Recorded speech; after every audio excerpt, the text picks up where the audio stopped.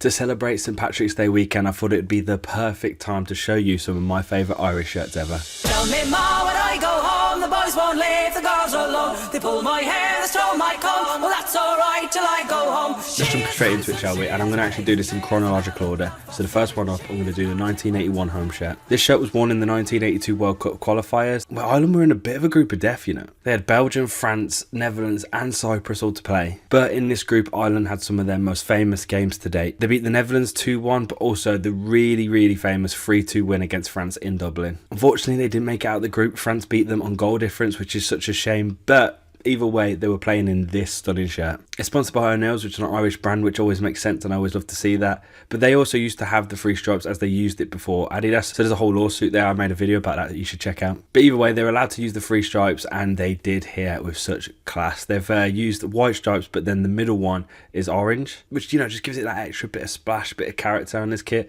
And that continues into that lovely collar as well. I also just love that retro badge that they used to use Ireland, like the crest with the shamrocks in it. Like, it's just beautiful. And yeah, overall this kit is just nostalgic. It's wonderful. Next up, we're heading over to Italia 90, which was actually Ireland's first ever World Cup tournament. And what a tournament to be at, by the way. Ireland had a great team with players like Packy Bonner, Mick McCarthy and Paul McGrath, all managed by the great Jack Charlton. 3 draws in the group stage was enough for them to get to the knockouts, and the entire country was watching them beat Romania on pens, with Bono making a vital save. Ireland unfortunately got knocked out by Italy in the quarterfinals, but this still remains one of Ireland's best ever tournaments. And the shirt as well, oh my god, the shirt. I mean, Italia 90 had some amazing shirts, but this is one of the best, honestly. Bright green base, lovely chunky v-neck collar with a splash of orange in there, which matches the badge. There's also that shiny pattern in the base, Adidas Trefoil logo, just an iconic kit for an iconic team. Now over here on the JTFC channel, we don't give a fuck about the borders, so we're going to throw in a few Northern Ireland shirts in there because they deserve to be mentioned. And I've got to say,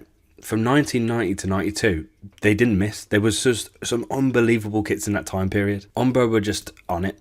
They were just on it. The 1990 shirt I actually have here just behind me, it's just insane. The patterns and the textures of this kit really make it stand out instantly and makes you gravitate towards it. And the away shirt is similar in a blue colour. I also love that button-up collar with the lines in it. It's just gorgeous. So this actually isn't my shirt. A big shout out to Squadra Vintage for supplying me with this for this video. It's really nice, you know, making these YouTube videos. You meet really nice people and people that want to help the channel, and Squadra have just done that. They wanted to help out, supply this shirt so I could show it to you guys, but also there's a 10% discount if you use JTFC on their site. So if you see something, make sure you use that. Their link will be in the description. And then moving on from the 1990, we'll go to the 92, where they dial back the crazy and the mental, but they up the class and the bougie. Lovely pinstripe patterns on both, and both have this lovely big polo collar. I especially like the away for this one because it has those beautiful green accents popping through the blue and white base. And yeah, early 90s Umbro, we know they were smashing it, we know they were killing it, and they just, you know, they executed these two kits absolutely unbelievably. Right, we spoke about Ireland's 1990 tournament, so it's only right we talk about the 1994 tournament, where they brought over that class into the next World Cup. This time Jack added some younger talent like Dennis Irwin and Roy Keane into the mix, and in their first game they actually got redemption for 1990 by beating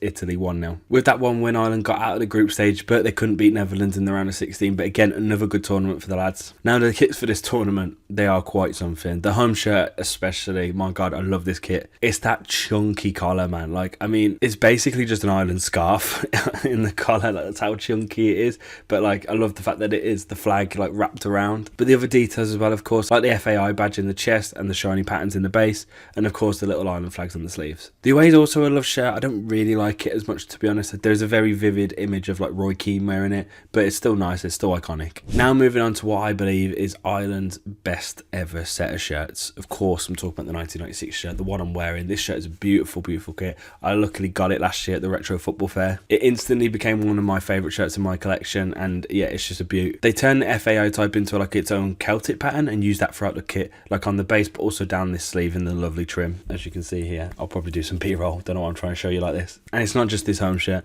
the away shirt is as nice and as bold. It's in your face and I love it. The colour is bright orange, and I'm sure this is the first time we ever used bright orange in our away shirts. And for that reason it stands out alone, but there's so many other things like the geometric flag design, cutting in from the sleeves into the chest, framing the badges and number perfectly. They just don't make kits like this anymore. They just don't. Back up north now, and in 2005 the IFA was celebrating its 125th anniversary, so Northern Ireland made a kit to celebrate. The shirt's base is nice dark green, which is recalling some of the association's early years. There's also a lovely lace collar in there to add to that retro throwback vibe. But by far the best thing about this kit is the badge. Inspired by the very first ones used, this crest is absolutely glorious. This shirt got run out in 2 games, 2 friendlies against Portugal and Germany, and yeah, I just absolutely adore this kit. I actually never seen it before researching this video, and I was like, that has to make it. And that's it for now, I guess, right? Because when I'm talking about the best Irish kits ever, I'd say that's the solid list. But between, 2005 and now, there's been some unbelievable kits, but